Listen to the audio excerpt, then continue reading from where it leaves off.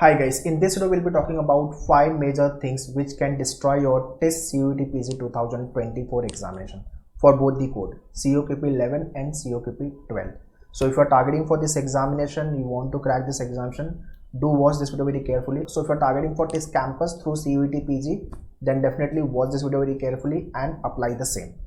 Also do share this video to all your friends जितने लोग TISS CUET PG 2024 target करें, so that they should also know about these pointers and they should be much more careful while they are preparing and writing the mock and examination.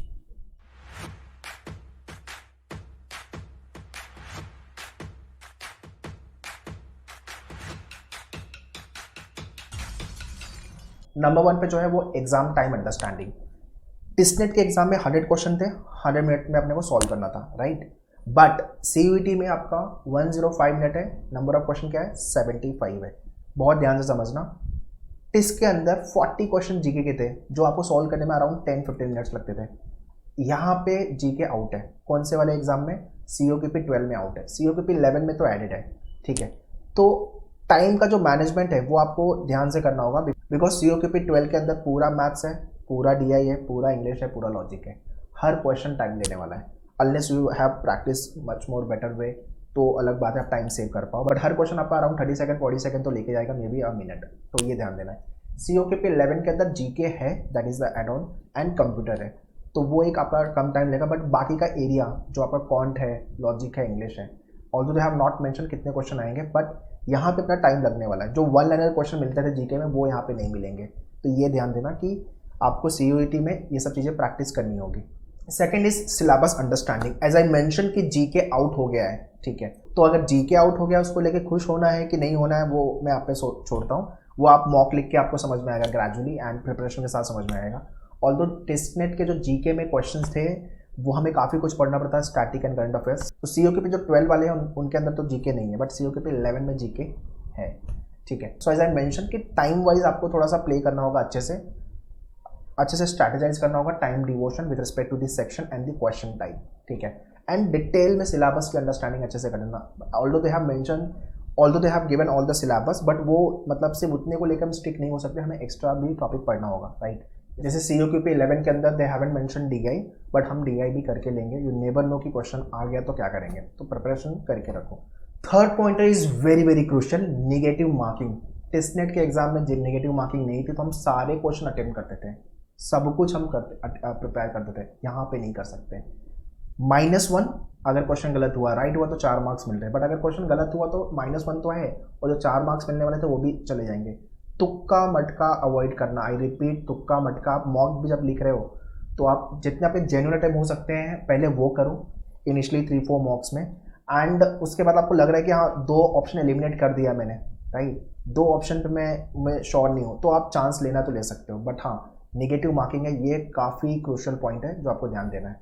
So fourth point is, should I prepare for all the syllabus और should I attempt all the questions. ठीक है, सारे question अपने को attempt करना है कि नहीं करना है वो मैं आप पे छोड़ता हूँ. अगर आपका प्रिपरेशन हुआ है अच्छे से, आपको सारे क्वेश्चन आ रहे हैं तो फिर जाओ, डेफिनेटली अटेम्प्ट करो. बट अगर आप श्योर नहीं हो किसी पर्टिकुलर क्वेश्चन टाइप को लेकर, तो फिर वहाँ पर रिस्क नहीं लेना, अनलेस कि आप 2 ऑप्शन एलिमिनेट कर पा रहे हो. आप 2 ऑप्शन पे हो तो चांस लेना है तो आप ले सकते हो. But as I mention, negative marking है तो वो आपको ध्यान रखना है. Also we need to understand कि नेगेटिव मार्किंग है तो पूरा सिलेबस पढ़ के ले, या जो सिलेबस जो टॉपिक आपको लग रहा है कि मैं यहाँ पे श्योर नहीं, उसको अभी के लिए गैप करो, उसकी स्किप करो उसको चाहिए तो ये मैं आप पे छोड़ता हूँ. अगर आपका पूरा पढ़ के हो गया है तो कोई प्रॉब्लम नहीं है. अदरवाइज जो टॉपिक आपको मैथ्स में या कोई टॉपिक आपको इंग्लिश में ऐसा लग रहा है या लॉजिक में लग रहा है कि हाँ ये मैं थोड़ा सा लास्ट में करता हूँ, in the month of Feb करूँगा, तो एग्जाम को थोड़ा टाइम पहले करना है, तो आपका कॉल है, ठीक है.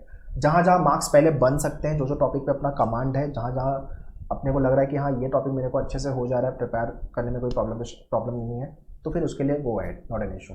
Fifth point is about the competition. CUET PG 2024 competition कम तो नहीं होगा, बढ़ेगा, that is for sure. Because जितने MBA के एस्पिरेंट थे वो भी अब टिस यूनिवर्सिटी आ गई, तो उसके लिए भी सोचेंगे HR प्रोग्राम के लिए, ठीक है, या तो ODCL के लिए सोच सकते हैं, या तो other courses as well, analytics वगैरह हो गया. तो कंपटीशन कम तो नहीं होगा, बढ़ेगा. तो मुझे लगता है इस बार सिर्फ टेस्ट को लेकर जो 40-50,000 का रेशो था वो अराउंड 56 पे पहुंच सकता है. सो अगर नहीं होता है कंपटीशन, नॉट एन इशू. तो आप जो भी कैंपस टारगेट कर रहे हो टेस्ट को लेकर, चाहे वो टेस्ट मुंबई है, गुवाहाटी है, तुलजापुर, हैदराबाद, जो भी कैंपस आप टारगेट कर रहे हो, जो भी कोर्स को लेकर के, आपकी प्रिपरेशन नंबर 1 CUET को लेकर के क्या स्कोर आ रहा है, आपकी प्रिपरेशन डिफाइन करेगी कि आपको कॉलेज मिलेगा कि नहीं मिलेगा। अभी तो CUET पे स्टेज 1 है, स्टेज 2 भी आपको मेहनत करना है, प्रिपरेशन करनी है। So if you have joined many over live or classroom any of the batches, so we will be helping you for the stage 1 and stage 2 both the examination, ठीक है। So these are the major 5 pointers guys, kindly keep these pointers in your mind if you are preparing for the CUET and targeting for the TISS campus। TISNET से थोड़ा CUET PG हमें दिख रहा है कि थोड़ा ईजी है, but googly बहुत सारी चीज़ें हैं, ठीक है, वो आप जब प्रैक्टिकली करोगे तो आपको रियलाइज होगी, ठीक है।